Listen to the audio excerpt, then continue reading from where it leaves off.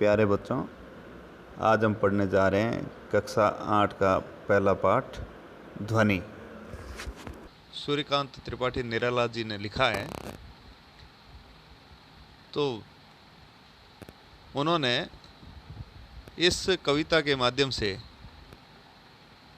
अपने जीवन रूपी वसंत के बारे में बताया है। वो कहते हैं, अभी न होगा मेरा अंत, अभी अभी ही तो आया है मेरे वन में मृदुल वसंत। अर्थात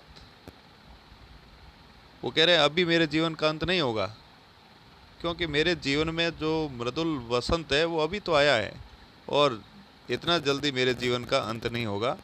वसंत आपको पता है, एक ऐसी ऋतु जिसमें प्रकृति में चारों तरफ एक अद्भुत सौंदर्य उत्पन्न हो जाता है। पूरी प्रकृति जैसे नए कपड़े पहन के हमारे सामने दृष्टिमान हो आती है। क्या बदलाव होता है वो आगे की पंक्तियों में उन्होंने कहा है। हरे हरे ये पात, डालियाँ कलियाँ कोमल गात। जब वसंत आता है तो डालियों के ऊपर नए नए पात आ जाते हैं, अर्थात नए पत्ते आ जाते हैं।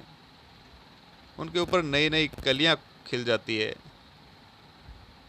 उसका जो शरीर है इस तरह से सुंदर दिखाई देने लग जाता है। वो कहते हैं, मैं ही अपना स्वप्न मृदुल कर फेरूंगा निद्रित कलियों पर, जगा एक प्रत्युष मनोहर। अपने मृदुल हाथों से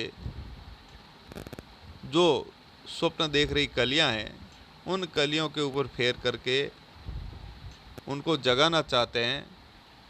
जो निद्रित है, नींद में है, और उनको प्रातःकाल दिखाना चाहते हैं, एक सुंदर प्रातःकाल। पुष्प पुष्प से तंद्रालस लालसा खींच लूंगा मैं, अपने नव जीवन का अमृत सहर्ष सींच दूंगा मैं। अब यहाँ पर कवि पुष्प पुष्प से तंद्रालस यानी जो आलस्य है वो अपने स्पर्श के द्वारा उस आलस्य को दूर कर देंगे और अपना जो जीवन का अमृत है उससे उनको सींच देंगे, अर्थात उनमें नई चेतना भर देंगे। यहाँ पर कवि का कहने का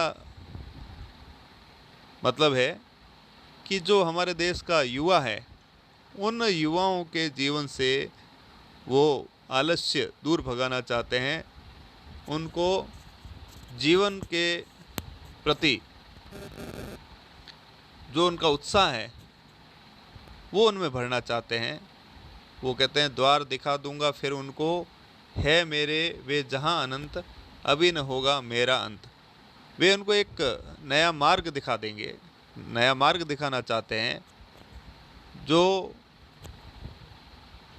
नए नए आविष्कारों की तरफ जाता है, इस देश में नई चेतना भरने की तरफ जाता है। उस मार्ग की ओर उनको अग्रसर कर देंगे।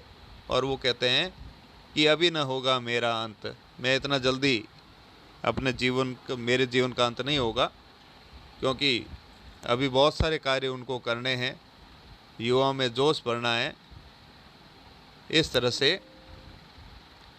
एक नई चेतना भरने की तरफ वो इशारा कर रहे हैं। तो बच्चों, ये आपकी कविता पूरी होती है। इस कविता में कुछ शब्द आए हैं कठिन शब्द, उसके आप अर्थ ज़रूर लिखिए।